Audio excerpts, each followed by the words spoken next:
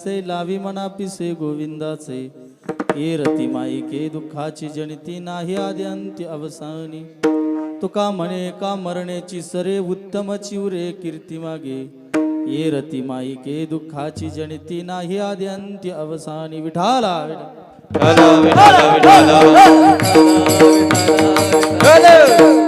गुरुर् ब्रह्मा गुरुर्विष्णू गुरुर्देव महेश्वरा गुरु साक्षात परब्रह्म तस्मै श्री गुरुवे नमः महायोग पीठे तटे भीमरथ्यम वरम पुंडरीकाय दातु मुनींद्रे समागत्य तिष्ठं तमानंदकंदं परब्रह्मलिंगं भजे पांडुरंग पांडुरंग करो प्रथम नमः पांडुरंग करो प्रथम नमः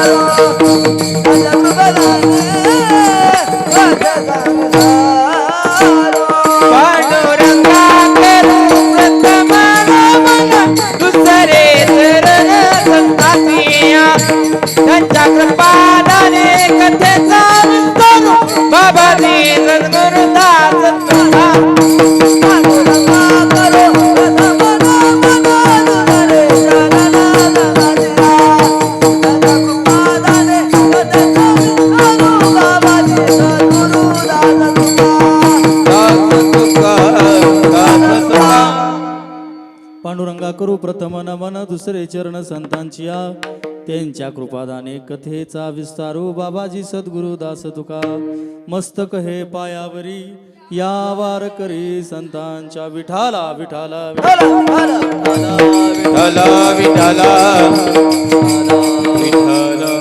प्रस्तुत प्राप्त प्रसंगी प्राप्त समयी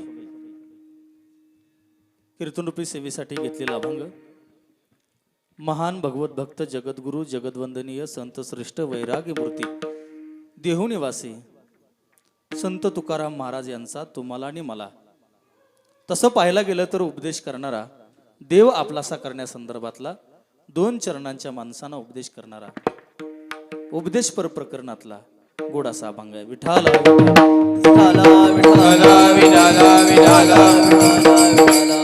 आजच्या या सेवेचा परिहार असा की आज संत सावतोबा यांच्या पुण्यतिथी निमित्तानं उपळवे तालुका फलटण जिल्हा सातारा या ठिकाणी 40व्या वर्षात या सप्त्यानं पदार्पण केलेलं आहे आणि आजची ही बंडू लांबाते यांनी दिलेली ही मला कीर्तन सेवा आपण सर्व गुणीजन मान्यवर मंडळी आमचे कोरडे महाराज सर्व बालचम आपण उपस्थित असणाऱ्या सर्व श्रोते सज्जनांच्या चरणावरती नतमस्तक होतो आणि कीर्तनाला सुरुवात करतो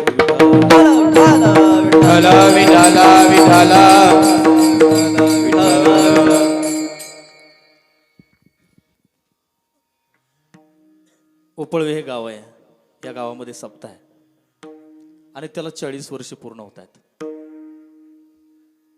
तुमच्या सगळ्यांना एक आदरानं प्रेमाने एक वाक्य बोलतो बरेचसे सप्ते बंद पडलेत चांगल्या चांगल्या ठिकाणचे काहींचा 10 वर्ष काहींचा 15 वर्ष पण लक्षात ठेवा 40 वर्ष आजचं हे 40 वर्ष आहे हा 40 वर्ष ज्या मातीमध्ये सप्ताह होत असतो त्या मातीला त्या माणसांना ज्ञानोबराय तुकोबांचा आशीर्वाद असल्याशिवाय संपन्न होत नाही लक्षात ठेवा बरीचशी लोक म्हणतात बुवा सप्ताह केला, कीर्तन केली म्हणजे काय बदल होईल का? माझं तर स्पष्ट मत असं आहे, जगाच्या पाठीवर बदल करणारी फक्त एकच गोष्ट जगाच्या पाठीवर उरलेली आहे, ते म्हणजे संप्रदाय. ते म्हणजे संप्रदाय. इथं वाजवलेली टाळी वायाला जात नाही. इथं वाजवलेली टाळी वाया जात नाही. इथं घेतलेलं नाम वाया जात नाही. इथं केलेलं इथं केलेलं श्रवण वाया जात नाही. आणि इथं ऐकलेलं कीर्तनातले शब्द सुद्धा वाया जात नाहीत, हे लक्षात ठेवा. विठाला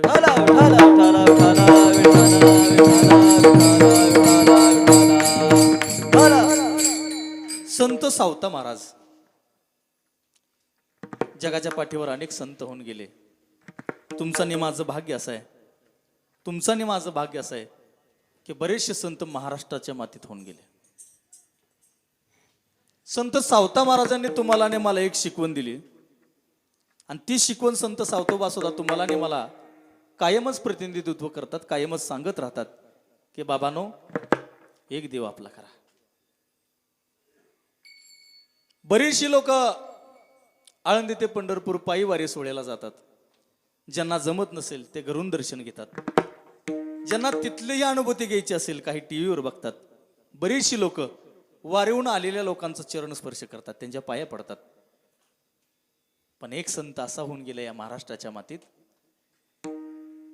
की सगळी लोक पंढरपूरला जायची, वारीला जायची, पण ज्याच्यासाठी पंढरपूरला जात होती, ज्याचं नाव घेऊन पंढरपूरला जात होती, तो जगाचा मालक सावतोबांना भेटायला जात होता.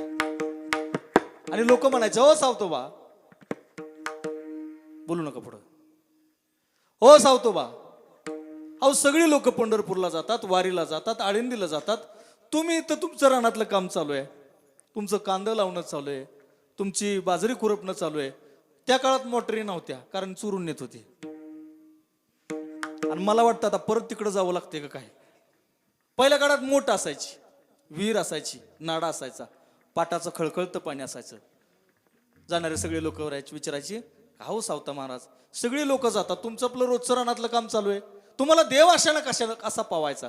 सावता महाराज म्हणायचे, ऐका, सावता महाराज म्हणायचे, अहो बुवा, तुम्ही सांगताय ते सगळं खरं आहे हो, पण ज्या वेळेला मी रानात जातो, ज्यावेळी नुकतीच उगवून आलेली बाजरीची पिकं मला डोलणारी पिकं दिसतात, त्याला आलेली हिरवीगार 2 पानं दिसतात, मला वाटतं त्या पानात कटेवर हात ठेवून माझा विठ्ठल मला भेटायला आला. अहो काय सांगावं बुवा, अहो ज्यावेळेला माझ्या रानामध्ये मी लसूण करतो, त्यावेळेला वाटतं त्या लसणाच्या पाकळ्यांच्या माध्यमातून मला माझी रखुमाई भेटायला आली. अहो एवढंच काय, तुम्ही पंढरपूरला जाता, आळंदीला जाता, वारीला जाता, ते ठीक आहे, तुम्ही एकमेकांना बुक्का लावता, हेही मला मान्य आहे, पण काय सांगू, अहो खळखळतं पाणी या पाटानं जातं आणि त्यातून ओली झालेली माती मला माझ्या बुक्क्यासारखी वाटते. कदाचित त्या मातीच्या माध्यमातून पंढरपूरचा मालक मला भेटायला आला. जगाच्या पाठीवर इतका सुंदर, इतका चांगला आणि इतका श्रेष्ठ परमार्थ जर तुम्हाला आणि मला कुणी शिकवला असेल तर तो सावता महाराजांनी. कांदा मुळा भाजी, कांदा मुळा भाजी, कांदा मुळा भाजी, कांदा मुळा भाजी, अवघी विठाई माझी, अवघी विठाई माझी, अवघी विठाई माझी, अवघी विठाई माझी. कांदा मुळा भाजी, कांदा मुळा भाजी, कांदा मुळा भाजी, कांदा मुळा भाजी, अवघी विठाई माझी, अवघी विठाई माझी, अवघी विठाई माझी, अवघी विठाई माझी. लसूण मिरची वाह, वाह. कोथिंबिरी, लसूण मिरची कोथिंबिरी, अवघा माझा हरी, अवघा माझा हरी. कांदा मुळा भाजी, कांदा मुळा भाजी, कांदा मुळा भाजी, कांदा मुळा भाजी, अवघी विठाई माझी अवघी विठाई माझी अवघी विठाई माझी अवघी विठाई माझी विठाला विठाला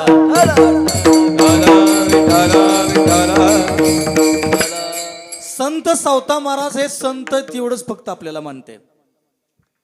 संत सावता महाराज हे संत आहेत.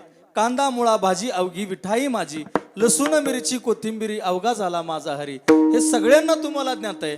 पण त्याची एक दुसरी बाजू तुम्हाला अशी सांगणार आहे की संत सावता महाराजांनी इतका त्या काळात प्रगतशील बागायतदार नव्हता. आमची माळियाची जात शेत लावू बागायत. त्या काळात संत सावता महाराजांनी इतका शेतीचं ज्ञान असणारा, मातीचं ज्ञान असणारा, पिकांचं ज्ञान असणारा माणूस नव्हता.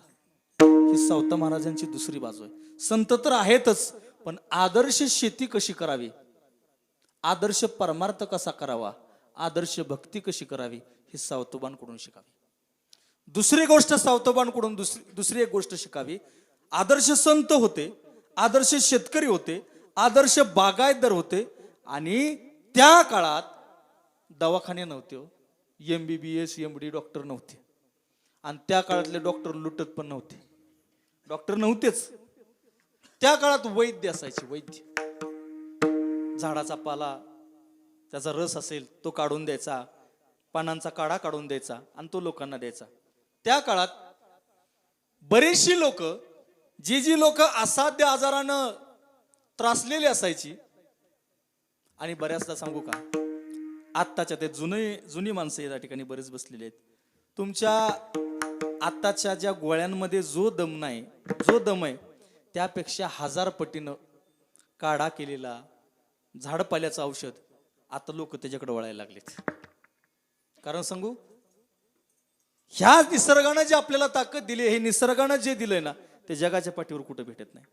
त्या काळातली सगळी लोक, कुणाला काय झालं, कुणाला ताप आला, कुणाला थंडी वाजायला लागली, कोण अशक्त झाला, कुणाला चक्कर आली, कुणाची पोटदुखी झाली तर त्यानं कुणाक जावं, रानामध्ये जावं. सावतोबा अहो कुठे आहे तुम्ही? आम्ही रानामध्ये दारी धरतोय. पण अगदी मोठजडी चालू असली ना सावता महाराजांची तर त्यांच्या मुखामध्ये प्रपंचाची गाणी नसायची. आम्हा हाती मोठ नाडा आणि पाणी जाईल फुल झाडा. जे जे काम करील त्या कामामध्ये त्यांना विठ्ठल दिसायचा. रानामध्ये गेल्यानंतर विठ्ठल दिसायचा, पिकांमध्ये विठ्ठल दिसायचा. एवढंच काय, पाटाच्या वाहणाऱ्या पाण्यामध्ये त्यांना इंद्रायणी दिसायची, पिकांमध्ये त्यांना विठ्ठल दिसायचा, लसणामध्ये त्यांना रखुमाई दिसायची आणि सगळ्या पिकांमध्ये त्यांना देव दिसायचा. ज्या वेळेला माणसात माणसाला देव दिसत नाही आत्ताच्या काळात, त्या काळामध्ये मातीमध्ये सुद्धा देव शोधणारा एकमेव संत म्हणजे सावता महाराज. म्हणून लोक विचारायचे, सावतोबा तुम्ही कुठं जात नाही, तुम्ही देवाला जात नाही, तुम्ही तीर्थयात्रेला जात नाही, तुम्ही देव मानता कुणाला? सावतोबा मानायचे. सावतोबा त्या माणसाला जवळ बोलवायचे, रानात घेऊन जायचे, म्हणायचे हा माझा देव, हा माझा देव, कष्ट माझं दैवत. आणि ह्या दैवताची सेवा करता करता मी पांडुरंगाचं मुखामध्ये नाव घेतो. जे कामामध्ये काम काही म्हणा राम राम, जे काम करत असाल त्यात राम राम म्हणा, त्यामध्ये विठ्ठल विठ्ठल म्हणा, त्यामध्ये हरी हरी म्हणा, तोच तुमचा देव आहे. त्या काळातला सगळ्यात विद्वान, सगळ्यात हुशार, आयुर्वेदाचार्य, औषधी वनस्पतींचं ज्ञान असणारा माणूस म्हणजे संत सावता महाराज. दुसरी बाजू सांगितली. आणि तिसरी बाजू सांगतो, संत सावता महाराजांनी 3 मळे फुलवले. लोकांना एकच मळा माहित आहे, त्यांनी शेती चांगली केली. पण संत सावता महाराजांनी 3 मळे फुलवले. पहिला मळा फुलवला तो तुमची माझी जशी शेती असते, मळे असतात, त्यातला एक मळा फुलवला सावता महाराजांनी. दुसरा मळा सावतोबांनी फुलवला तो भक्तीचा मळा फुलवला. रानातले मळे पाटानं पाणी जातं, बाजरी टाकली उगवून येते, त्याला 10-26 आता टाकत नाहीत वाढल्यामुळे, ते 250 ला झाले. आता सेंद्रिय शेतीकडे यायला लागली परत माणसं.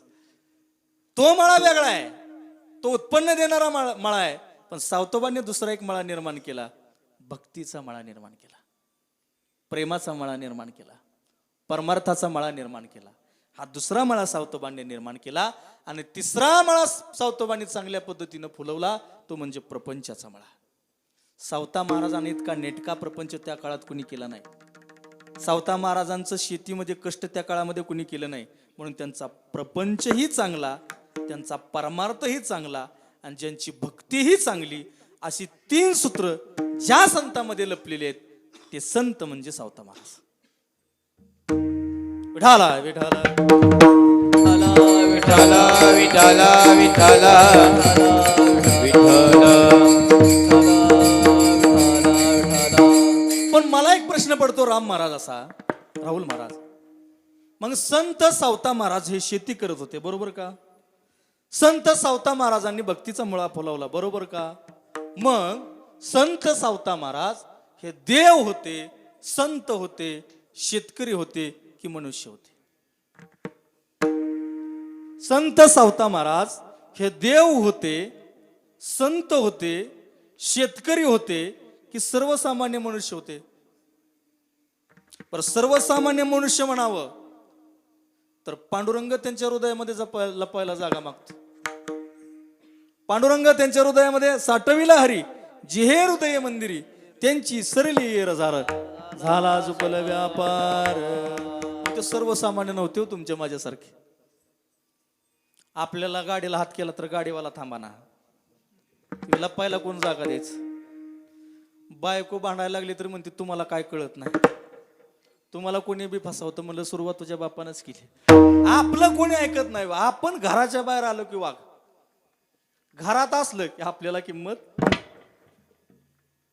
बुवा तुमचं झालंय का? मग तुम्हाला कसं कळलं? विठाला विठाला विठाला विठाला विठाला.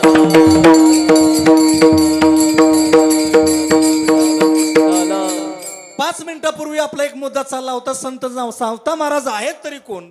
ते देव आहेत का? ते संत आहेत का? ते शेतकरी आहेत का ते सामान्य मनुष्य? ते सामान्य मनुष्य असू शकत नाहीत. बर, ते प्रगतशील बागायतदार होते. अहो या जगाच्या पाठीवर 4-4, 5-5 हजार एकर जमीन असणारी लोक आहेत. असा मला एक माणूस दाखवा की ज्याला या सगळ्या पिकांमध्ये विठ्ठलाचं दर्शन झालं, असा एक मला माणूस दाखवा. त्यांना रानामध्ये उसाण किती टन गेला ह्याचं दर्शन होईल, कांदा कसा क्विंटल गेला त्याचं दर्शन होईल, पट्टी आल्यावर पट्टी घेऊन कुठं जायचं ह्याचं दर्शन होईल. अगदी स्पष्ट सांगू का? चिंगळ्या खाली घालून वर चांगलं कांद कसं न्यायचं ही कळलं, ही कळलं. पण त्या पिकांमध्ये त्यांना देवाचं दर्शन होईल का? नाहीच झालं. आतापर्यंत जशी लोक शेती करतात, कितीही प्रगतशील बागायतदार असू द्या, किती विदेशात शेती करत असू द्या, त्यानं फक्त मला सांगावं की मला या कांदा मुळा भाजीमध्ये विठ्ठलाचं दर्शन घडलं. त्याला पैशाचं दर्शन घडेल पण विठ्ठलाचं दर्शन नाही घडणार. का? का? त्याला कारण आहे, हाची दुष्काळ तयाला थोर प्रेमाचा भुकेला. अहो जळीस्थळी काष्टी पाशाने मला माझा विठ्ठल दिसतो.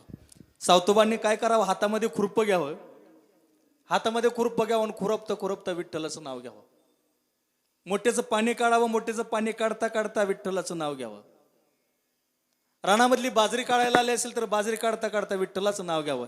जे जे काम करील त्यामध्ये विठ्ठलाचं नाव आहे. आणि आपण काम करताना विठ्ठल सोडून सगळी नाव आपल्या मुखात, विठ्ठल सोडून सगळे. एक असं कीर्तन झालं माझं, कीर्तन झाल्यावर बाया जायला लागल्या, आमचं बारकाईने लक्ष असलं. एक बाय म्हणली, जसा वर्ण काळा तसा आतनं बी काळा. तरी म्हणलं येताना पावडर लावून आलोय. हा, त्याला काय म्हणली सांगायला जातंय? काम करताना नाव घ्या, काम करताना नाव घ्या, काम करताना नाव घ्या. हा, त्याच्या काय बापाचं जातंय? ऐकून घेतलं, आता काय करायचं? हा, आम्हाला स्वयंपाक करायचा असतो, आम्ही नावच घेत बसायचं का ह्याच्या देवाची? आम्हाला काय कामधंदा नाही का? मला सांगा, स्वयंपाक करताना तुम्ही तोंडानं भाकरी करता का हाताने? तोंडानं कोण म्हणलं?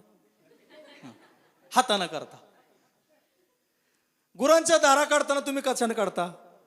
नाही, मशीन असली तर मशीन काढता. चहा करताना कशाने करता? हातानं करत. म्हणजे जे काम करताना जे काम हातानं करताय ते हातानं करावं, जे काम पायानं करायचंय ते पायानं करावं. तोंडाला काय कुलूप लावलंय? बुवाला काय माया आणि बुवा सांगतो देवाचं नाव घ्या, आणि सावता महाराजांनी असं सांगितलं आणि तुकाराम महाराजांनी असं सांगितलं. मग आम्ही नुसतं देवाचं नाव घेतलं. नुसतं देवाचं नाव घेऊन काय होत असतं का? नुसतं देवाचं नाव घेऊन काय होत असतं का? नुसतं देवाचं नाव घेऊन काय होत असतं का? ऐका, त्याला उत्तर असं आहे, नुसतं नाव घेतलं तर बरंच काय होतं. ऐका, नुसतं नाव घेतलं तर बरंच काय होतं. आणि नाव घेऊन जर काय होत नसतं तर नवीन लग्न झालेली एखादी स्त्री मालकाचं नाव का घेते? लाल मणी तोडलं, काळं मणी जोडलं आणि टिंब टिंबसाठी घरदार सोडलं. भाजीत भाजी ती मेथी 30 रुपयाला झाली आता हे नाव घेऊन घेऊन. मला एकच गोष्ट सांगायची आहे, लग्न झाल्यानंतर प्रत्येक स्त्री प्रेमानं आपल्या मालकाचं नाव घेते. मग ते नाव घेऊन काय मिळणार आहे? मी काय म्हणलो, देवाचं नाव घेऊन ती स्त्री काय म्हणाली, काय मिळणार आहे बुवा देवाचं नाव घेऊन? मग मला सांगा, मालकाचं नाव घेऊन काय मिळणार आहे? मिळणार आहे ह्या मालकाचं, लग्न झालेल्या मालकाचं नाव घेतलं तर, ऐका, ज्यांना माहित नसेल त्यांना सांगतो, ज्या दिवशी लग्न होतं एकमेकांना वरमाला अर्पण करता आणि बाकीच्या शास्त्रविधी होतो, त्यावेळेला त्या दिवसापासून तुम्ही त्या पतीची धर्मपत्नी म्हणून ओळखला जाता, अर्धांगिनी म्हणून ओळखला जाता, भार्या म्हणून ओळखला जाता. ह्याचा अर्थ पतीचं जे जे सगळं आहे त्यातल्या अर्ध्या हिस्सेकरी तुम्ही असता.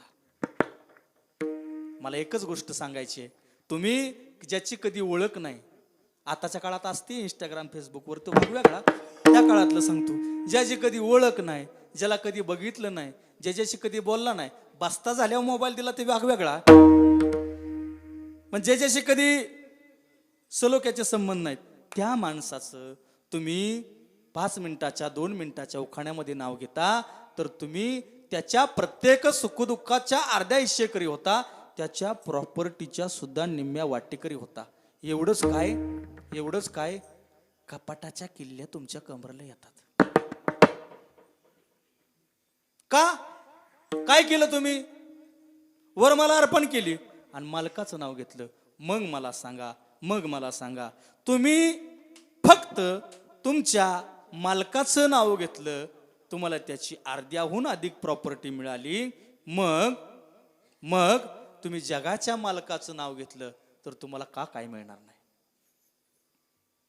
ती स्त्री म्हणाली, बुवा बाद झाला असं सांगायचं, तुमच्या देवाचं नाव घेऊन विठ्ठल विठ्ठल करून सावता महाराज करून काय जेवाय मिळेल का? 3-4 दिवस झाला गॅस नाही, चुली स्वयंपाक करतीये, तेलाचा डबा मिळत होता 2200ला, आता 2700ला झाला. तेल पुडा मिळत होता 130ला, तर 180ला झाला. आणि देवाचं नाव घ्या, सगळी तणनाशक वाढवून ठेवली, 10, 20 वाढवून ठेवलं, 19 वाढवून ठेवलं. बाया काम आलेला लागल्या, त्यांनी बी दर वाढवून ठेवला. आम्ही जगायचं कसं? तुम्ही म्हणता देवाचं नाव घ्या. देवाचं नाव घेतल्यावर आम्हाला जेवायला मिळेल का? ऐका, आमची संत परंपरा असं सांगते, अहो देवाचं तुमच्या मुखातून नाव जरी आलं, हरी म्हणता भुक्ती आणि हरी म्हणता मुक्ती, तुमच्या जेवणाची सोय जगाचा मालक करत असतो. तुम्हाला खोटं वाटतंय ना? ह्याच्या अगोदर जे पंक्तीला जेवली त्यांना सगळ्यांना विचारा. एकाची करल स्वयंपाका सप्त्यापुरती करल, सगळ्यांची सोय तुमचा देव करेल का? करतो. 5 लाख लोक आली तर तुमचा देव करेल का सोय? करतो. 10 लाख, 15 लाख, 20 लाख करतो. महाराज देव सोय करतो नुसतं नाव घेतलं तर? तुमच्याकडे पुरावा आहे का? आहे ना. कुठला पुरावा? काही दिवसांपूर्वी आळंदी ते पंढरपूर पायीवारी सोहळा झाला. विविध जातीची, विविध धर्माची, विविध पंथाची, विविध भागातून आलेली माणसं त्या वारीमध्ये सहभागी झाली. कुणाला निमंत्रण नव्हतं, कुणाला आमंत्रण नव्हतं, कुणाला आग्रह नव्हता, पण लोक शिस्तीनं चालत होती. एक माणूस हजारो एकरी जमिनीचा मालक होता, एखादा माणूस प्रशासकीय अधिकारी होता, एखादा जमीनदार होता, एखादा पाटील होता, एखादा सरपंच होता, एखादा उच्च कुळातला होता, एक खालच्या कुळातला होता, पण तिथं गेल्यावर तुम्ही पाटील आहे का, तुम्ही सरपंच आहे का, तुम्ही आमदार आहे का, तुम्ही खासदार आहे का, तिथं कुणीच विचारलं नाही. तिथं आधार कार्डवर तुमचं नाव काय आहे हेही कुणी विचारलं नाही. तिथं भेटलेल्या प्रत्येक माणसाला एकच हाक मारली जायची, माऊली. तिथं एक हाक मारली जायची, माऊली. अहो उंच नींच काही नेने भगवंत, तिष्ठे भाव भक्त देखून या.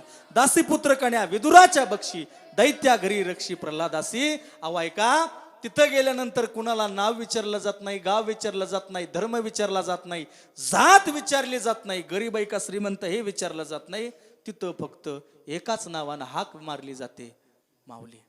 ऐका, तिथं फुगड्या खेळल्या जातात, तिथे एकमेकांना ताई म्हटलं जातं, दादा म्हटलं जातं.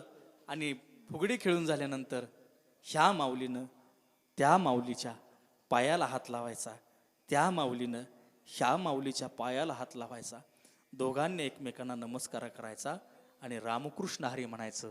मला सांगा, ह्याच्यासारखा परमार्थ आणि याच्यासारखी शिकवण देणारा जगाच्या पाठीवर दुसरा संप्रदाय? यती कुळा माझे गेले हरपोने, श्रीरंगा वाजोने आणूने, श्रीरंगा वाजोने आणूने, श्रीरंगा वाजोने आणूने. या कुळा माझे गेले हरपोनी, श्रीरंगा वाजोने आणूने, श्रीरंगा वाजोने आणूने, श्रीरंगा वाजोने आणूने. यती कुळा माझे गेले हरपोने, श्रीरंगा वाजोने आणूने, श्रीरंगा वाजोने आणूने. यती कुळा माझे गेले हरपोने, श्रीरंगा वाजोने आणूने, श्रीरंगा वाजोने आणूने, आणूने. तिथं 10 ते 15 लाख लोक चालतात. तो माऊली माऊली नाव घेऊन चालतात. आणि ते माऊली मुखामध्ये नाव आलं तर त्या 15-16 लाख लोकांची जेवणाची व्यवस्था करतो तो आमचा पांडुरंग आहे, तो आमचा देव आहे, तो आमचा विठ्ठल आहे.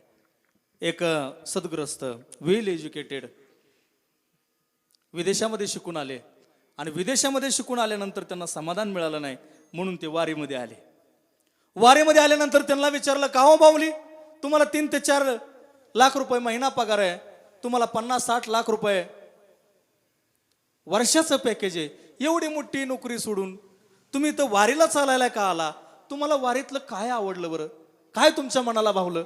त्यांनी एक सांगितलं, राम महाराज त्यांनी असं सांगितलं, म्हणजे माझ्याकडे पैसे भरपूर आहेत, मला पॅकेज भरपूर आहे, माझी इमारत मोठी आहे, माझ्याकडे मोठे मोठ्या गाड्या आहेत, पण खरं सांगू अहो ही लोक रात्रंदिवस पायी चालत राहतात, कुठला थकवा नाही, कुठला आजार पण नाही. आणि सगळ्यात महत्वाचं सांगू, मी वारीला आल्यापासून निरीक्षण करतोय, माझ्याकडे एवढं सगळं असून सुद्धा इथं असणाऱ्या वारकऱ्याच्या चेहऱ्यावर जे हसू ना, ते जगाच्या पाठीवर मला 2 लाख पगार घेणाऱ्या माणसाच्या चेहऱ्यावर सुद्धा दिसलं नाही. मला संत परंपरा हे सांगते, हृदयामध्ये कितीही दुःख असू द्या, कितीही तणाव असू द्या, जगाच्या मालकाच्या पायाच्या वाटेने तुम्ही चालायला लागलात तर तुमची सगळी काळजी तो पांडुरंग वाहत असतो. मागे पुढे उभा राहाय सांभाळीत, आलिया आघात निवाराया. म्हणून जी लोक म्हणतात देव काय करतो, देव काय करतो, जे सगळं काय करतो तो देवच करतो. विठाल इथं तुकोबारांनी फार छान शब्द सांगितलाय की आपुला. आता सध्याच्या कलियुगाच्या काळात गणेश महाराज आपला कोण हे कळणं अवघड झालंय, आपला कोण हे कळणं फार अवघड झालंय. पण एक दृष्टांत सांगतो, तुकोबारांनी का शब्द घेतला असेल आपुला. सातारला कीर्तन होतं आणि एसटी मधून सातारच्या दिशेने निघालो होतो. स्टँडवरती एसटी थांबली होती, मी एसटी मध्ये बसलो आणि एक बाबा 60 ते 65 वर्षाचे एक आजोबा माझ्या जवळ येऊन बसले. आजोबांना विचारलं, बाबा कुठं चालला? म्हणजे सातारला चाललो. कुणाकडे चालला?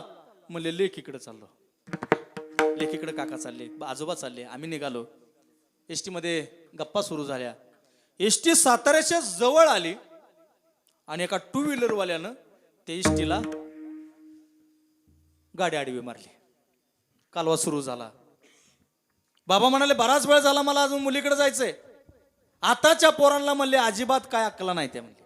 कशा पण गाड्या चालवतात. एस टी वाहन आहे, काहीतरी बघितलं पाहिजे, तारतम्य बाळगलं पाहिजे. सगळा कालवा सुरू झाला. ड्रायव्हर खाली उतरला, कंडक्टर खाली उतरले आणि त्या टू व्हीलरवाल्याला त्यांनी बोलायला सुरुवात केली, अपशब्द वापरायला सुरुवात केली. सगळी गर्दी जमा झाली आणि ते माझ्याजवळ बसणारे आजोबा सुद्धा खाली उतरले. आणि ते आजोबा मगापासून त्या टू व्हीलरवाल्याला शिव्या देत होते. ते आजोबा 2 मिनिटांमध्ये त्यांनी पक्षप्रवेश केला आणि ते आजोबा म्हणायला लागले ह्या इष्टीवाल्यालाच अक्कल नाही, कशी बी गाडी चालवतोय. मी म्हणलं बाबा इतक्या लवकर तर आमदार पण फुटत नाहीत. परवा दिवशी बायकोला बांगड्या भरायला घेऊन गेलो. आता बायकांचं तुम्हाला माहित असं फुटायच्या नाहीत ना. त्या बांगड्यावाल्याला जाम केला. म्हणलं बाबा सांग फुटायच्या नाही त्या, जेव्हा ह्यो जाईल तेव्हाच फुटत्याला म्हण काहीतरी बाबा. म्हणदा फुटायच्या नाहीत ना, फुटायच्या नाहीत ना, फुटायच्या नाहीत ना, फुटायच्या नाहीत ना. तो म्हणला ताई एक वेळ आमदार फुटत्याल, खासदार फुटत्याल, पण तुमचा माल गेल्याशिवाय या बांगड्या फुटायच्या नाहीत. विठाला विठाला विठाला म्हणलं बाबा तुम्ही इतक्या लवकर का पक्ष प्रवेश केला, का असं बदललं, काय झालं. मगाच्यापासून तुम्ही त्या टू व्हीलरवाल्याला शिव्या घालताय, आता 2 मिनिटांमध्ये म्हणताय या एस टीवाल्याला काय अक्कल नाही, एस टीवाल्याला काय कळत नाही, असा का बदल बरं तुमच्यात झाला. म्हणला बाबा मगापासून मी त्या टू व्हीलरवाल्याला शिव्या घालत होतो, बाळा मोबाईल ठेव, टू व्हीलरवाल्याला शिव्या घालत होतो आणि खाली आल्यावर बघितलं तो दुसरा तिसरा कोणी नसून मला न्यायला आलेला माझा जावाय जावाय. आणि तुमच्या भाषेत सांगू का, नुसता जावाय नाही, लाडका जावाय. लाडका म्हणले की मेसेज आला का काय, बघितलं का काय. विठाला विठाला विठाला विठाला विठाला विठाला.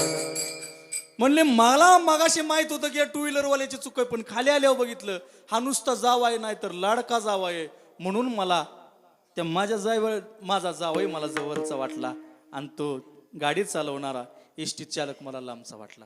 मी खरं सांगू का, आपलेपणा ज्या वेळेला तुम्हाला देवाविषयी वाटेल त्यावेळेलाच देवाला तुमच्याविषयी आपलेपणा वाटेल. आणि या जगात आपलं कोण आहे हो, आपलं कोण आहे. युद्ध सुरू झालं, महाभारत सुरू झालं, कौरव पलीकडच्या बाजूला, पांडव अलीकडच्या बाजूला.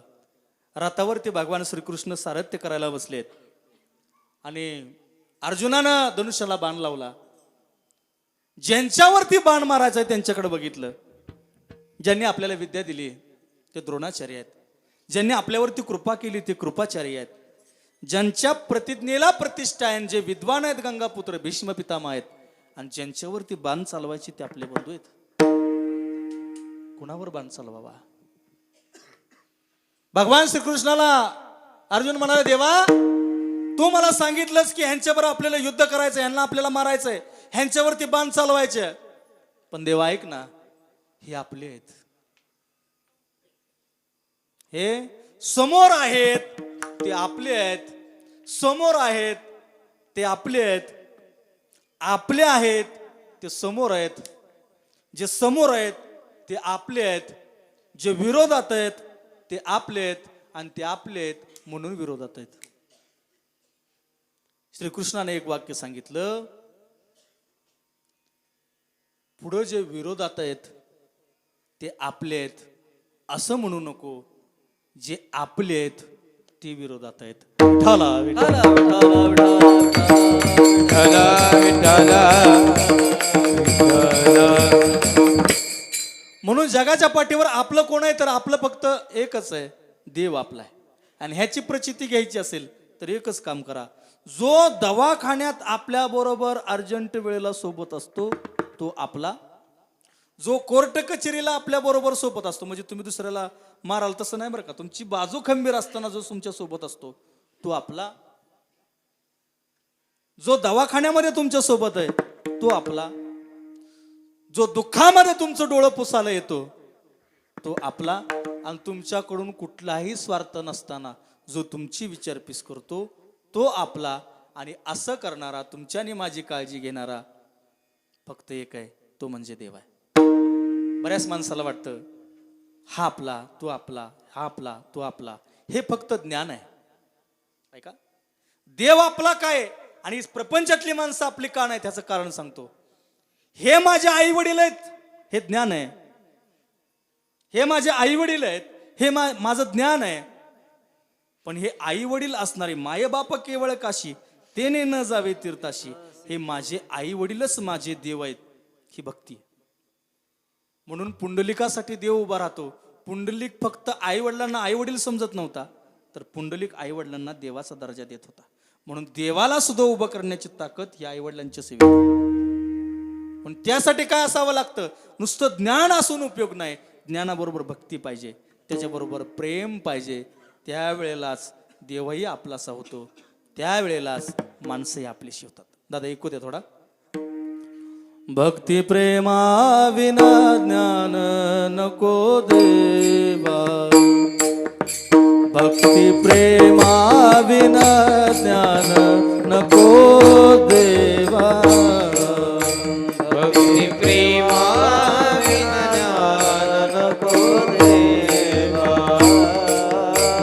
भक्ती प्रेमा विना ज्ञान नको देवा, भक्ती प्रेमा विना ज्ञान नको देवा, भक्ती प्रेमा विना ज्ञान नको देवा, भक्ती प्रेमा विना ज्ञान नको देवा, भक्ती प्रेमा विना ज्ञान नको देवा. अभिमान नित्य नवा तया माझी, अभिमान नित्य नवा तया माझे, प्रेम सुख देई प्रेम सुख घेई, प्रेम सुख देई प्रेम सुख घेई. अभिमान नित्य तया माझी,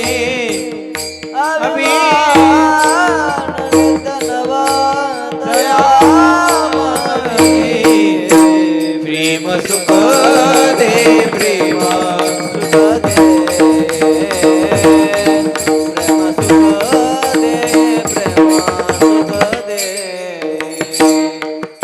भक्ती प्रेमा विना ज्ञान नको देवा, अभिमान नित्य नवा तया माई, अभिमान नित्य नवा तया माझी, अभिमान नित्य नवा तया माझी.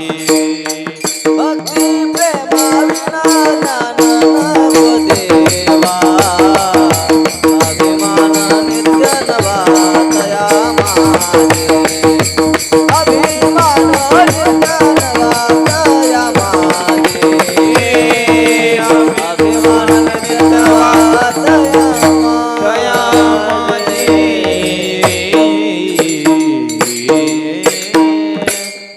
भक्ती पाहिजे, ज्ञान पाहिजे आणि प्रेम पाहिजे. त्यावेळा देव कसा दिसतोय का? देखोनिया तुझा रूपाचा कर, देखोनिया तुझा रूपाचा कर, तो हा कटेकार, तो हा कटेकार, ठेवोनिया ठेवोनिया, देखोनिया तुझा रूपाचा कर. मग आळंदीला जाताना, पंढरपूरला जाताना काय मिळतो?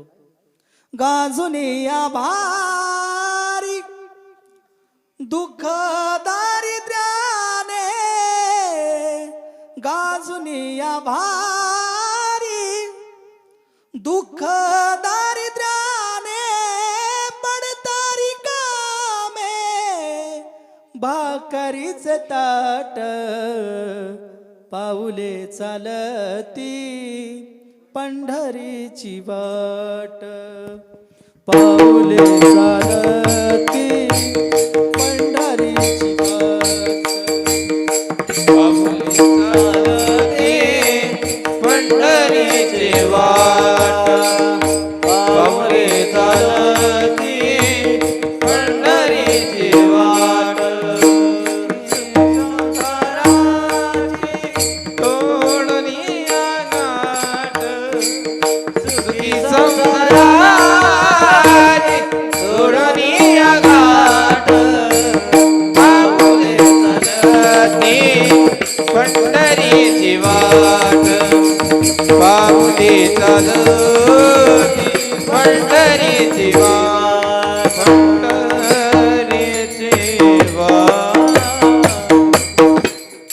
विठाला विठाला.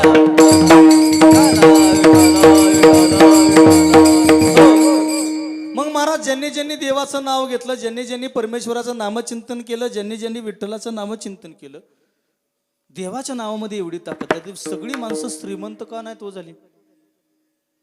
सगळी माणसं, देव जर सगळं करतो तर ज्यांनी ज्यांनी देवाचं नाव घेतलं ती सगळी माणसं श्रीमंत व्हायला पाहिजे होती.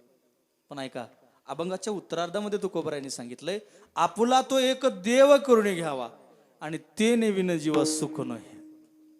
इथं श्रीमंती शब्द वापरला नाही, तिथं सुख शब्द वापरला. आता एक वारीतला प्रसंग सांगतो. वारी फलटणच्या दिशेने आली, फलटणला मुक्कामी थांबली. पंचपक्वानाची ताटं जेवणाच्या पंक्ती उठत होत्या. अनेक खेडे गावातले बाबा काठी टेकत टेकत टेकत त्या वारीच्या वाटेवर आले. हातामध्ये 20 रुपयाची पिशवी होती आणि त्या पिशवीमध्ये भुईमुगाच्या शेंगा होत्या. सगळीकडे पंचपक्वानाचं जेवण चाललंय, मोठ्या मोठ्या पंक्ती उठतायत. आणि त्या बाबांनी काय केलं, मूठभर शेंगा घ्यायची लोकांना द्यायची, मूठभर शेंगा घ्यायची लोकांना द्यायची.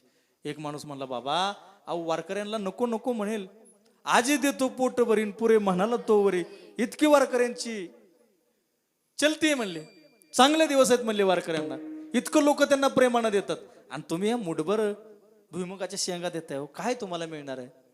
त्यांनी सांगितलं, ऐका, सगळी लोक देत आहेत, त्यांना परमेश्वरानं दिलंय, माझ्या सावतोबांना मला मुठभर कवण्या शेंगा दिल्यात, माझ्या काळ्या आईनं मला भुईमुगाच्या शेंगा दिल्यात. कुणी किती देतो मला घेणे देणं नाही, पण माझ्या हातातल्या मुठभर शेंगा एका माऊलीच्या हातामध्ये पडाव्यात आणि त्यातून जे मला सुख मिळतं ते तुमच्या पंचतारांकित हॉटेलच्या जेवणाला सुद्धा नाही, त्याला म्हणायचं सुख. आता सुखाची थोडी सोपी व्याख्या सांगू का? अहो दिवसभर आई रानामध्ये कामाला गेलेली असावी, दाऱ्यावरती असावी, खुरपायला असावी, दिवसभर अंग दुखून यावं, पावसाची रिमझिम चालू असावी आणि घरी गेल्यानंतर तिचं 3 वर्षाचं लेकरू दुडू दुडू पावलांनी पळत यावं आणि आई म्हणून आईला बिलगावं. त्याचं वर्णन करता येईल का? दिवसभर आईनं का काम करू द्या, दिवसभर तिला कंटाळ येऊ द्या, आईला लेकरू बिलगलं, लेकराला आई बिलगली, त्याला जे मिळतं त्याला म्हणायचं सुख. आणि आता आम्ही बघतो, पहिली आई बाळाला जवळ घ्यायची, त्याला लेकराचा आईला स्पर्श व्हायचा, आईचा लेकराला स्पर्श व्हायचा, दोघे एकमेकाच्या वात्सल्यमयी स्पर्शात असायचे. त्या दिवशी फलटणला कार्यक्रमाला जाताना बघितलं, एवढा गाडा होता, गाडा एवढा गाडा, ते पुढं बसायचं होतं पोराला, तिनं असं धरलं होतं त्या गाड्याला आणि पोरग त्या गाड्यात ठेवलं होतं, अशी चालली होती. त्या स्त्रीचं 40 वर्षानं 50 वर्षानं चित्र असं असणार आहे, पोरगा असा असणार आहे, आई त्या गाड्यावर असणार आहे आणि गिरवी नाकाच्या वरंगाळताना तो तसाच तिला ढकलून. अहो स्पर्श नको का? मला सांगा, एखादं लहानगं लेकरू रडतंय, लहानगं लेकरू रडतंय, त्याला काहीतरी पाहिजे आणि काहीतरी पाहिजे म्हणल्यावर आई त्याला जवळ घेते, मांडीवरती ठेवते, जो बाळा जो म्हणते. आणि खरं सांगू, आईच्या मांडीत जेवढी ताकद नाही ना तेवढी आजीच्या स्पर्शात ताकद. आईच्या मांडी जेवढी ताकद नाही तेवढी आजीच्या स्पर्शात ताकद आहे. कारण आजीकडं नऊवारी साडीतलं प्रेम आहे. हे प्रेम मिळत नाही महाराज. अहो इमारतींची उंची वाढली महाराज, बंगल्याच्या बंगले झाले, इमारती मोठ्या झाल्या, पण जुन्या काळातल्या झोपड्यांमध्ये सपरांमध्ये जे प्रेम असायचं ते आताच्या काळात मिळत नाही. पहिली घरं सारवलेल्या शेणाची असायची, पण त्या सारवलेल्या घराला तुमच्या आणि माझ्या आजीचा मायेचा हात फिरलेला असायचा. पहिली घरं लहान होती, पण त्या घरामध्ये मोठ्या मनाची माणसं असायची. पहिल्या काळात मला अजून आठवतं, गावातलं एखाद्या कोणाचं जर निधन झालं आणि लोकांना जर कळालं की अमका अमका गावातला गेला, तर लोक टचकन डोळ्यामध्ये पाणी येत होतं आणि जेवणाऱ्या ताटावरती माणसं हात धुवत होती. त्या दिवशी आमच्या गावातला एक जण गडी गेला. आमच्या घरातली मला म्हणायला लागली, 2 चपात्या खाऊन जा.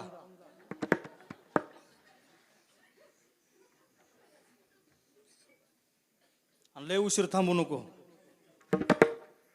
लाकडं बिकडं उचलू बस नको सुकाटायची, 2 चपात्या खाऊन जा. का? ती लय उशिरा यायचंय. आपण मृत्यूच्या सोहळ्याला सुद्धा फक्त औपचारिकता म्हणून बघायला लागलो. प्रेम गेलं कुठं? जुन्या काळातली आजी होती, जुन्या काळातली बैलगाडी होती, आजीचं प्रेम असायचं, आजोबांचं प्रेम असायचं.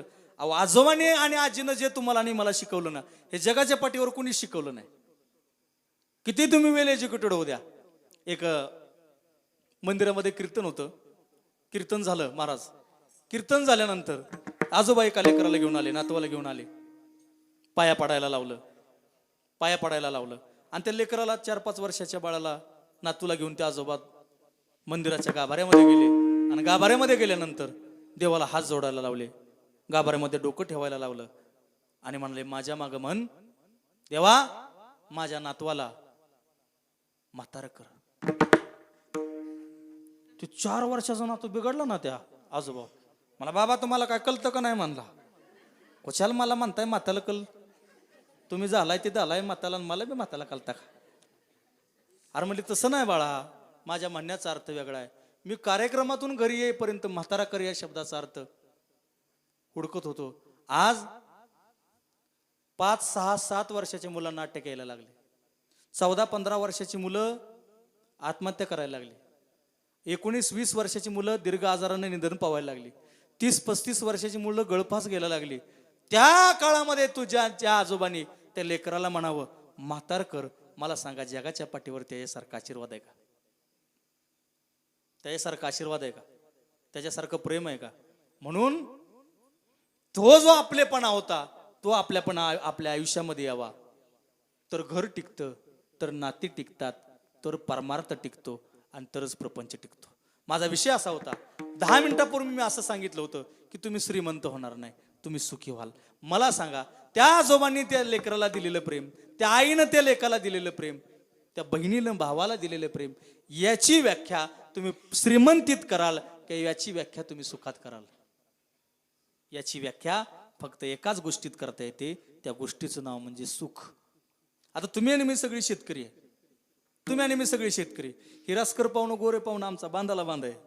मला सांगा, रानामध्ये पीक असतं थोडं, पण त्या माझं पीक चांगलं आलं, माझी बाजरी चांगली आली, माझा गहू चांगला आला, माझी मका चांगली आली. शेतकऱ्याला जे मिळतं ना, सुख मिळतं. त्याला दर किती त्याला माहित नाही, पण अंतकरणाला मिळतं, त्याची किंमत कशात होईल सांगा? म्हणून देवाकडं मागायचं असेल तर देवाकडं श्रीमंती मागू नये, देवाकडं सुख मागावं. कारण सुख कुठल्याच दुकानात मिळत नाही. तुम्ही जावा बरं दुकानात, म्हणावं 2 किलो सुख द्यावं, नाही मिळणार. तुम्ही पैसा असेल तर तुम्ही भले मोठी खाट घेऊ शकता, चांगले कपडे घालू शकता, चांगला दिवाण घेऊ शकता, चांगला बिछाना घेऊ शकता. ऐका, चांगला बिछाना तुम्ही 5 लाखाचा घेऊ शकता, चांगला बिछाना तुम्ही 5 लाखाचा घेऊ शकता. पण त्या बिछाणावर बसल्यावर झोपच्या गोळ्या खाल्ल्याशिवाय झोप लागणार, सुख आहे का?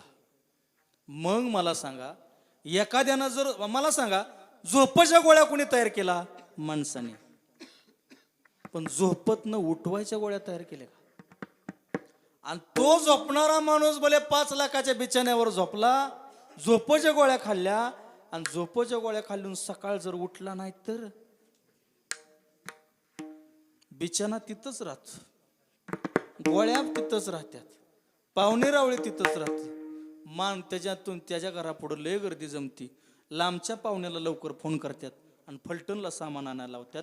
पैशानं जी गोष्ट तुम्ही विकत घेऊ शकत नाही त्या गोष्टीचं नाव सुख, तीच तुम्हाला मिळणार आहे. अभंगाचं पहिलं चरण. आपुला तो एक देव करुणी घ्यावा, आपुला तो एक देव करुणी घ्यावा, आपला तो एक देव करुणी गावा, आपला तो एक देव करुणी गावा, आपुला तो एक देव करुणी घ्यावा, आपुला तो एक देव करुणी घ्यावा, आपला तो एक देव करुणी गावा, आपला तो एक देव करुणी गावा. तेरी विना दिवा सुख नोहे, तेरे विना दिवा सुख नोहे, तेरते माई के दुखाचे जने दे, तेरते माई के दुखाचे जने दे. तेरे विना जीवा सुख नोए, तेरे बिना जीवा सुख नोए, कीरति माई के दुख जन दे, कीरति माई के दुख जन दे. आपुला तो एक देव करुणी घ्यावा, तेरे विना दिवा सुख नोहे, तेरे विना दिवा सुख नोहे.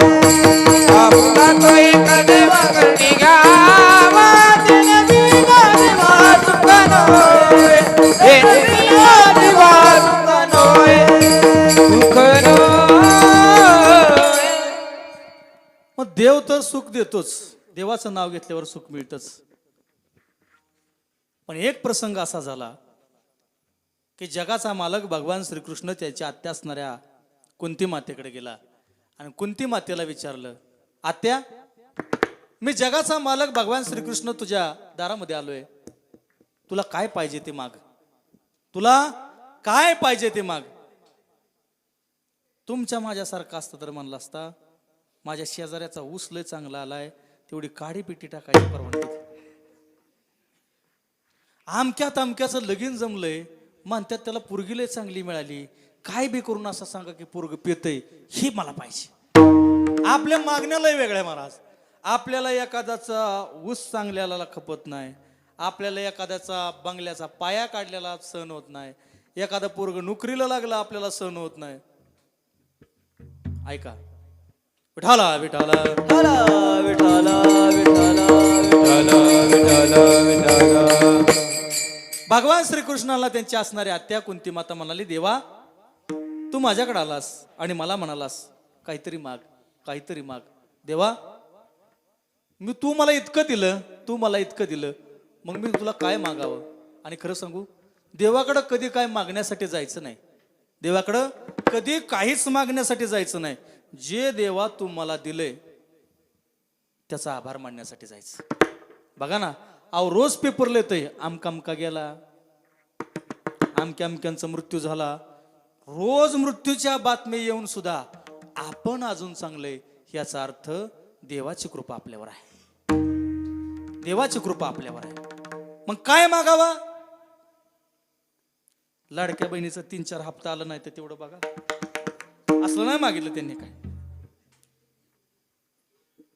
एकत्र कुटुंबात मला दिलंय, लय काम पडतंय, गुराढोराचं करावं लागतंय, तेवढं वेगळं कसं राहता येईल तेवढं बघा, हे नाही मागितलं. म्हातारा लय किरकिर करते, त्याला कुठंतरी कुरवलीच्या वृद्धाश्रमात टाकावं, हे पण नाही मागितलं. मग काय मागितलं? देवा, जगाचा मालक म्हणून तू माझ्या दरबारामध्ये आला, तुझ्याकडे एक मागते. काय? तुझ्याकडे एक मागते. काय? राम महाराज, मला दुःख दे. देवाकडे काय मागितलं? दुःख मागितलं. बघा महाराज, तुम्ही तर सांगताय देवाचं नाव घेतल्यावर सुख मिळतं, मग देवाच्या आत्या दुःख का मागते? ऐका. तो का माने तुझा न पडावा विसरा, दुःखाचे डोंगर आले तरी, दुःखाचे डोंगर आले तरी, पाहते पांडव अखंड वनवासी, परित्या देवासी आठवीती, परित्या देवासी आठवीती, पाहते पांडव अखंड वनवासी. अहो देवा, ज्यानं मुखामध्ये नाव घेतलं त्याला सुख मिळालं कुठं? अहो शिंक जांभळी खोकाला ती तुका वेळ वाया गेला असे म्हणणारे तुकोबर आहे. आणि तुकोबरायनं लोकांना म्हणावं, तुकोबर आहे हे आता तुमचं सगळं गेलं, जमीन गेली, वतनदारी गेली, दुकान गेलं, आता हे भिकेचं पात्र घ्या, भिक्षेचं पात्र घ्या आणि भिक्षा मागा. देवाचं नाव घेऊन तुकोबरायांवर दिवस आले. तुकोबराय म्हणायला लागले, भिक्षा पात्र अवलंबणे जळो जिने लाजिरवाने. अहो पांडवांच्या आयुष्याचं रथाचं सारथ्य करणाऱ्या भगवान श्रीकृष्णा, अहो तू असताना सुद्धा त्या पांडवांना वनवास झाला. ऐका, चांगल्या काळात देवाचं नाव मुखात येत नाही, त्याला कारण आहे देव तुमची परीक्षा बघत असतो. आणि वाईट वेळेत देवाचं सोडून कुणाचं नाव मुखामध्ये येत नाही, ही तुमची परीक्षा असते. अहो ते पांडव वनवासाला गेले, पहा ते पांडवा खंड वनवासी, परी त्या देवाचे आठवीती. पांडव वनवासात जाताना सुद्धा देवाचं नामस्मरण करीत होते. प्रल्हादाला वडिलांनी जाचणी केली तरी मुखामध्ये नारायण नारायण नाम चालू होतं. अहो तुकोबरायांनी लोकांनी तुकोबरायांचा छळ केला, त्यांना नको नको ते बोलले, पण तुकोबराय सांगतात एक दुःख काय देवा, दुःखाचे डोंगर जरी आले तरी माझ्या मुखातून तुझं नाव वेगळं होणार नाही. तुका म्हणे तुझा न पडावा विसर, दुःखाचे डोंगर आले तरी. कुंती माता ते बाकीचं जाऊ द्या, तुम्ही दुःख का मागितलं त्याचं कारण सांगा. दुःखाचं कारण सांगितलं. ऐक देवा, ज्या वेळेला आम्ही दुःखी असतो, ज्या वेळेला आमची माणसं, रक्ताची माणसं, जवळची माणसं आमच्यापासून परकी होतात, ज्या वेळेला ज्यांना आम्ही आपलं म्हणलो ती आपली माणसं आमच्यापासून दूर गेली, ज्यांना मित्र म्हणालो ती मित्र असणारी माणसं आमच्यापासून दूर गेली. देवा ऐक, ज्या वेळेला आम्हाला दुःख आलं त्या वेळेला आमच्यासाठी तूच धावून आला. म्हणून इतकं दुःख दे की प्रत्येक क्षणाला आम्हाला तू आठवला पाहिजे. म्हणजे कुंतीनं मागितलेल्या दुःखात सुद्धा सुखाची अपेक्षा आहे. कुठल्या? देवाची आठवण. कारे ना ठविसी कृपाळू देवासी. म्हणून देव करतो ते भल्यासाठीच करतो असं समजून माणसानं वागायचं असतं. तिकडे काय नव्हतं सांगा ना. द्रुपद राजाची कन्या होती, पाचही पांडवांची धर्मपत्नी होती द्रौपदी. बलदंड असणारे पाचही पांडव होते, राजदरबार होता, राजसिंहासन होतं, सगळं काही चांगलं होतं.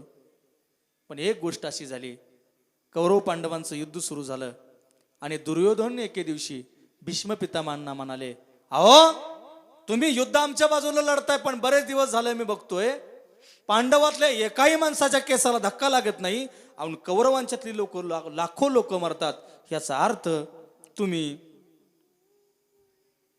एका पैशाकडून पैसे घेऊन दुसऱ्या पक्षाला मतदान करताय. याचा अर्थ असा की तुम्ही आमच्या बाजूने नाहीच, तुम्ही पांडवांना सामील आहे. आणि जर तुम्ही आमच्या बाजूने असाल तर शपथ घ्या की उद्या सूर्यास्त होईपर्यंत निष्पांडवी पृथ्वी करेन. भीष्म पितामहांनी प्रतिज्ञा केली, शहाण्या माणसाला शब्द शस्त्रापेक्षा घातक असतात. शहाण्या माणसाला शब्द शस्त्रापेक्षा घातक असतात. समाजामध्ये अशी बरीच माणसं आहेत, त्यांना बोललेलं सहन होत नाही. त्यांनी त्या दिवशी प्रतिज्ञा केली. ही प्रतिज्ञा कळाली भगवान श्रीकृष्णाला. भगवान श्रीकृष्णाला ही प्रतिज्ञा कळल्यानंतर ज्या छावणीवरती सगळे झोपलेले होते तिथं भगवान श्रीकृष्ण एरझऱ्या घालायला लागले. पाठीमागा हात बांधला आणि विचारमग्न अवस्थेमध्ये एरझरा घालायला लागले. पांडवांना तुम्हाला कळालं का रे काय? काय हो देवा, उद्या निष्पांडवी पृथ्वी करणार आहे, भीष्म पितामहांनी प्रतिज्ञा केली आहे. मग तुम्हाला भीती वाटत नाही का? कशाची? उद्या तुम्ही मराल याची. देवा ऐक देवा, हा जन्म तुझ्या हातात आहे, हे मरण तुझ्या हातात आहे. वाचवणारा तू आहे, मारणारा तू आहे, तारणारा तू आहे आणि अनंतात नेणारा सुद्धा तूच आहे. ऐक देवा, आता हे सगळं काही ना घालून या बार राहिलो निश्चिंती, निरविले संती विठोबासी. हे सगळं काय ना तुला अर्पण केलंय. जगायचं, मरायचं, मारायचं तुझं तू बघ. आताच्या काळातला जर अर्जुन असता, पलीकडच्या पार्टीला म्हणला असता, 5ही जण घेऊन येतून तुझ्याकडे प्रवेश करतो, फक्त पैसे किती देणार ते सांग. आताच्या काळातला आपला विश्वास एवढा आहे. पण त्यावेळेला भगवान श्रीकृष्ण म्हणाले, तुम्ही म्हणताय तसं चालतंय, तुम्ही म्हणालात ना माझ्यावर विश्वास आहे, मग मला आता काहीतरी करावं लागेल. 5ही पांडव झोपलेत आणि कृष्ण जागा आहे. तुमची देवावरती इतकी श्रद्धा पाहिजे, तुमच्यावर आलेला प्रत्येक वार तुमच्यावर येण्याच्या अगोदर देवानं तो अलगद वरच्यावर झेलला पाहिजे. अहो, जे उद्या मरणार आहेत ते झोपलेत आणि ज्याला कायच घेणं देणं नाही तो जागा आहे. आणि ऐका, आपल्या देवावरती एवढी भक्ती पाहिजे की देवानं आपल्यासाठी जागं राहिलं पाहिजे, जागं राहिलं पाहिजे, जागं राहिलं पाहिजे. द्रौपदीला उठवलं, चल कुठं, माझ्या बरोबर ये. बहीण होती, बहीण होती. आणि देवाला सुद्धा बहिणीचं ऐकावं लागतं आणि बहिणीला सुद्धा देवाचं ऐकावं लागतं. कुठं, मी सांगतो त्याबरोबर माझ्या मागे मागे ये. आणि गेल्यानंतर एक काम करायचं, बांगड्या वाजवायच्या आणि चरण स्पर्श करायचा, जास्त काही करायचं नाही. बांगड्या वाजवायच्या आणि चरण स्पर्श करायचा. ठरलं. रात्रीचा 1 वाजला होता, लष्करी तळावर गेले, बांगड्या वाजवल्या. भीष्म पितामह झोपेमध्ये होते. त्यांना कळालं की कोणतरी सौभाग्यवती स्त्री आली. आणि बांगड्या वाजवल्यानंतर, त्या काळात बांगड्या होत्या, बांगड्या वाजवल्यानंतर त्यांना कळालं की सौभाग्यवती स्त्री कोणतरी आली आहे. आणि लगेच तिनं ते उठल्याबरोबर त्यांच्या चरणांचा स्पर्श केला. शास्त्र असं सांगतं, कनिष्ठानं ज्येष्ठांच्या विद्वानांच्या चरण स्पर्श केल्यानंतर ज्येष्ठांनी आशीर्वाद द्यायचे असतात, ज्येष्ठांनी आशीर्वाद द्यायचे असतात. आणि आशीर्वाद कुठल्याच पैशात मोजता येत नाहीत, आशीर्वाद द्यायचे असतात. त्याने आशीर्वाद दिला, अखंड सौभाग्यवती भव, पुत्रवती भव. आता काय करावं? तू कोण आहे, कुणा बरोबर आले? एवढा शब्द भगवान श्रीकृष्णाच्या कानावर पडला, कृष्ण नाचायला लागले. म्हणले, मोहीम फत्ते झाली. तू आलीस कुणा बरोबर? म्हणले, भावा बरोबर. कुठल्या भावा बरोबर? म्हणले, माझ्या लाडक्या भावा बरोबर.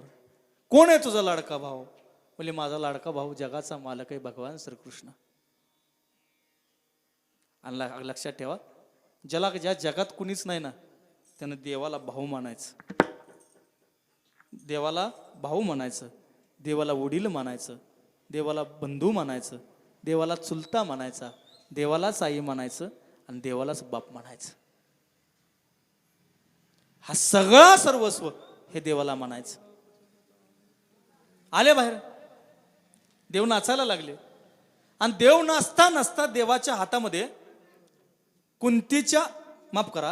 देवाच्या हातामध्ये द्रौपदीच्या पायात घालायच्या पादुका होत्या.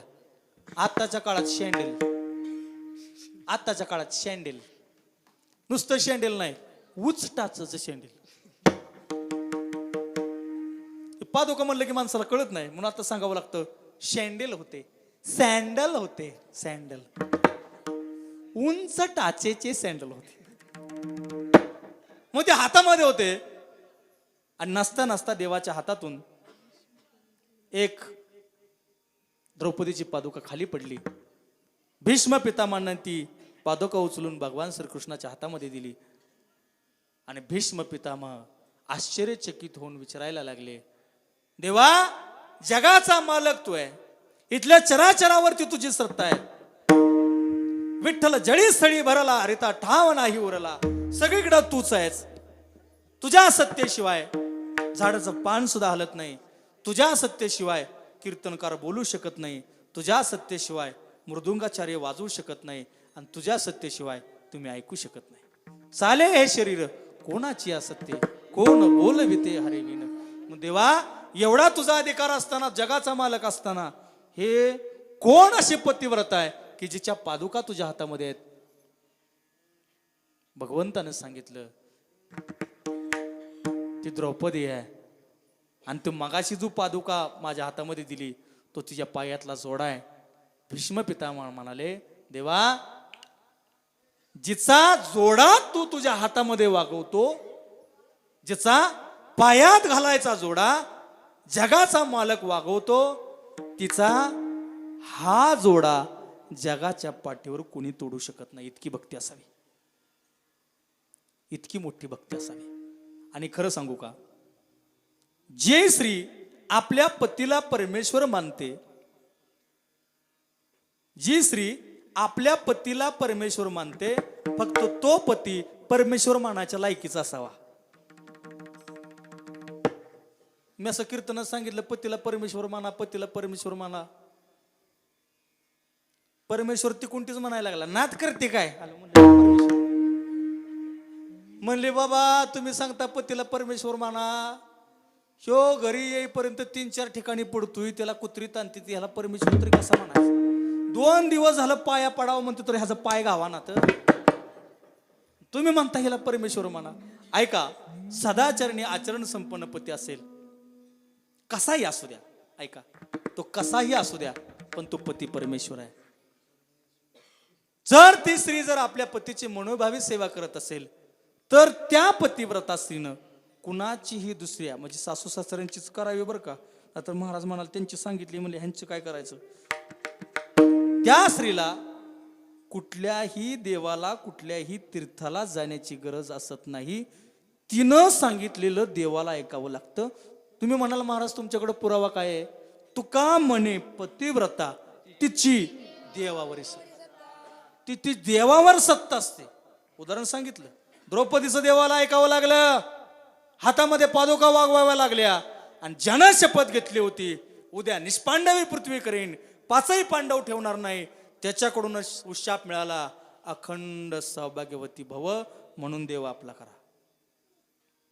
आणि तुम्हाला आणि मला ह्या पसाऱ्यातून सोडवणारा एकच आहे, देव आहे.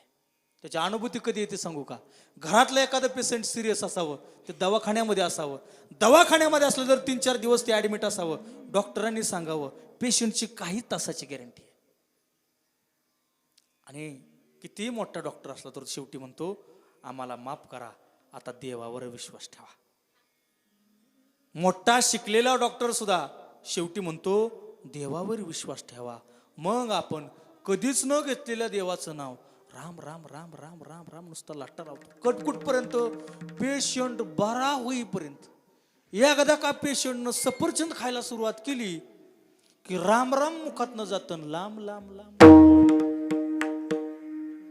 त्याची गंमत अशी आहे, एखाद्यानं जर सांगितलं का नाही महाराज तुम्ही त्या वाड्यात न जाता तिथं चिचाच्या झाडाखाली हाडळ आहे बरं का,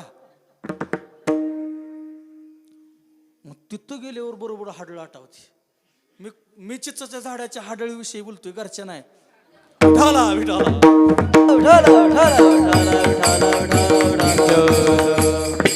आम्ही 2 जण जोडीदार होतो. माणसानं सांगावं का नाही, कशाला सांगायचं आम्हाला, बुवा त्या चिचाच्या झाडावर हाडळ आहे बरं का, आणि हाडळ नुसती एकटी नाही, त्याच्याबरोबर खवीज बी आहे. मला असं दे, आपल्याला काय करायचं. आता माझं आपलं कसं कीर्तन झालं, माझ्या मागच्याकडे लय भ्यायला लागला. त्याला म्हणायचो, अरे देवाचं नाव घेत जा, विठ्ठल विठ्ठल म्हणत जा, टाळी वाजा. काय देवाचं नाव घेऊन करायचं, काय बाबा तुमचं काहीतरी असतं उगाच काहीतरी सांगायचं. आणि त्याला जसं सांगितलं, अरे मला चिचच्या झाडावर काहीतरी दिसतंय र, म्हणलं ते हाडळच असेल बहुतेक. आणि त्या हाडळीला मागच्या सीटावर बसलेला लय माणूस आवडतो. आता तुझं काय खरं नाही. राम राम राम राम राम राम राम राम म्या म्हणायच्या आधी राम राम राम. जशी चिच जवळ यायला लागली, अयो राम आहे, राम राम राम राम राम राम. लय म्हणू नको, नाही तर म्हणलं तिच्याकडंच दिल तुला. राम राम राम राम राम म्हटलं तर ह्याचा जीव जातोय का काय माहिती. आणि जसं आम्ही वड्यातनं पुढं आलो तसा म्हणायला लागला, शांताबाई हा. म्हणलं मगायचा तर राम राम राम राम म्हणत होता, आणि हायवेला गाडी लागली की राम बी गेला, सीता गेली, हाडळ गेली, खवीच गेला ना. तर शांताबाई कुठं आणली? मला शांताबाई बायकोचं नाव आहे. ऐका, मला सांगायची एकच गोष्ट, जोपर्यंत एखाद्या माणसानं सांगितलेलं असतं हिथं संकट आहे, त्यावेळेला मग मला सांगा, त्यावेळेला एखाद्या नेत्याचं का नाव आठवत नाही, त्यावेळेला पोलिसाचं नाव का आठवत नाही, त्यावेळेला रोज बेलनानं हाणणाऱ्या बायकोचं नाव का आठवत नाही. म्हणजे जे जे असेल तसं सांगतोय, का आठवत नाही, ते तर देवाचंच नाव का आठवतं. ऐका, त्याचं कारण आहे, मुखातून तुमच्या देवाचं जर नाव जरी आलं तरी भूतबाधा सुद्धा नष्ट होऊन जाते. पळे भूतबाधा, पळे भूत बाधावेने पळे भूत बाधावेने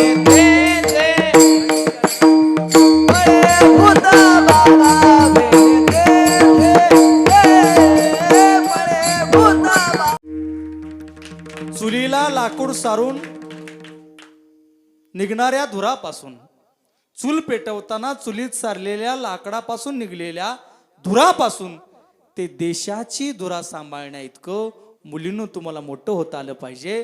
आणि ऐका, घरात लावलेल्या दिव्यापासून, घरात लावलेल्या दिव्यापासून ते लाल दिव्याच्या गाडीपर्यंत मुलींनो तुम्हाला मोठं होता आलं पाहिजे.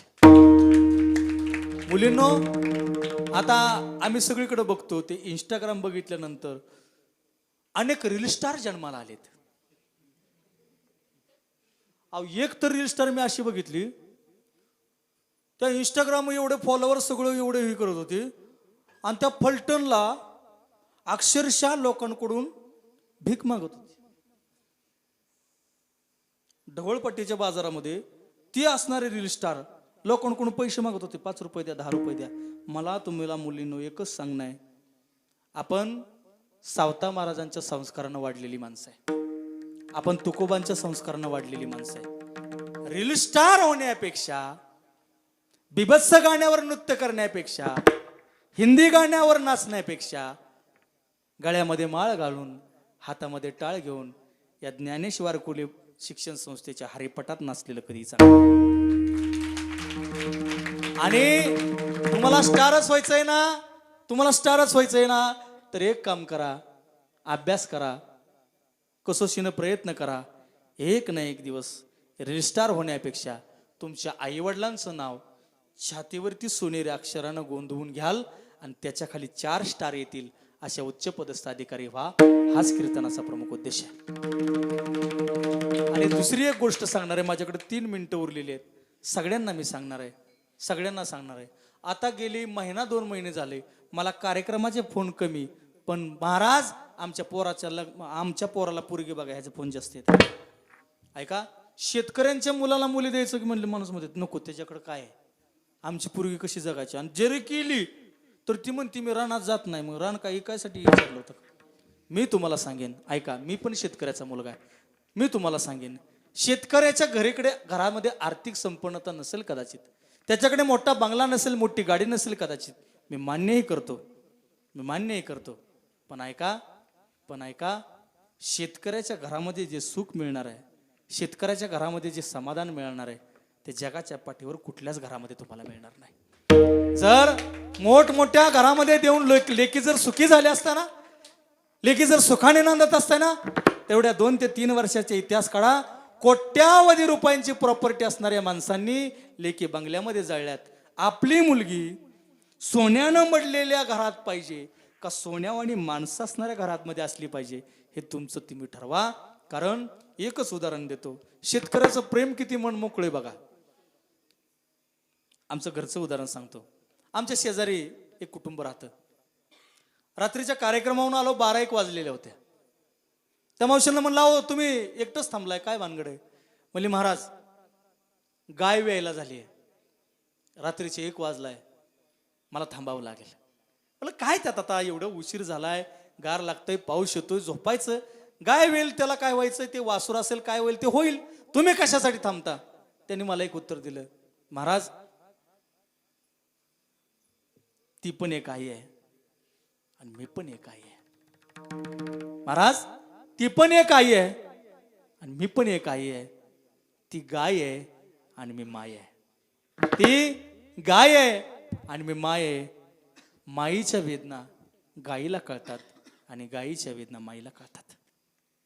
ऐका, अहो जी शेतकऱ्याची असणारी कुटुंब प्रमुख असणारी स्त्री, जी होणारी सासू, जी मुलाची आई रात्रीच्या 1 वाजता मुक्या गाईच्या प्रसूतीसाठी थांबू शकते, जिला बोलता येत नाही त्या गायीची इतकी काळजी घेऊ शकते, मग मला सांगा तीच असणारी कुटुंबातली स्त्री तुमच्या मुलीची किती काळजी घेईल? निर्व्यसनी राहा, मुलीच्या जन्माचं स्वागत करा, आपली संत परंपरा टिकून ठेवा, हाच या कीर्तनाचा उद्देश. विठाला विठाला. आजच्या या कीर्तन सेवेसाठी उपस्थित असणारे आमचे सर्व परमार्थ स्नेही, माझा आवडता युट्यूबर बाळूमामाचा हरिजागर, आमचे गणेशदादा टिकुळे, आणि गणेशदादासाठी आमच्या एक जोरदार टाळ्या वाजवा. आणि बाळूमामाचा हरिजागर हे नाव असल्यामुळं आयुष्यामध्ये त्याने कधी काही काळजी करण्याची गरज नाही. आम्ही तुझ्या कायम दुःखात सुखात प्रत्येक संघर्षात आम्ही सोबत आहे. कारण वेळ प्रत्येकाची बदलते, वेळ प्रत्येकाची बदलते. जे वर्तमानपत्र तुम्ही 4 रुपयाला घेता तेच वर्तमानपत्र महिन्यानं 15 रुपये किलोने विकलं जातं. वेळ बदलते. माझ्या समोर असणारे ज्ञानेश गुरुकुल वारकरी शिक्षण संस्था, त्यांच्यासाठी एकदा जोरदार टाळ्या वाजवा. त्याचप्रमाणे ज्यांनी मला कीर्तनाचं सौजन्य दिलं असे आमचे मित्र बंडू लंबाते, त्यांचा लंबाते परिवार आपल्या चरणावरती या ठिकाणी नतमस्तक होतो. आमचे सोमा रासकर दादा असतील, आमचे कोरडे महाराज असतील, आमचे शेंडे महाराज असतील, आपल्या सर्वांच्या चरणावरती नतमस्तक होतो आणि झालेली कीर्तन सेवा सावता महाराजांच्या चरणी अर्पण करतो आणि माझ्या वाणीला पूर्णविराम देतो. एखादा शब्द चुकला असेल, तुमच्या मनाला लागला असेल तर मला मोठ्या मनानं माफ करा. ज्ञानेश्वर